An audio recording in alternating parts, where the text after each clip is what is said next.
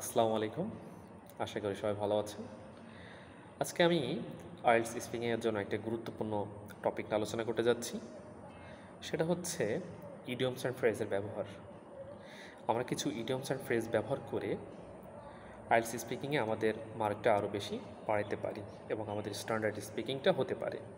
So চলুন কিছু idioms and phrase দেখি যেগুলো আমরা সচরাচর ব্যবহার করতে পারি। চলুন আমরা অনেক ক্ষেত্রে ভেরি কমন ওয়ার্ডটা ইউজ করি। সো এই ভেরি কমনের জায়গায় যদি আর ডাইম ডজন কথাটি ইউজ করি, ফ্রেজটা ইউজ করি, সো এটা অনেক বেশি স্ট্যান্ডার্ড হবে। আর dime dozen, so replace of very common বলার ক্ষেত্রে বলার জায়গায় আমরা ডাইম ডজনটা ব্যবহার করতে পারি। সো চলুন একটা এক্সাম্পল দেখি, যেমন these days online courses are dime dozen, so you have to choose carefully.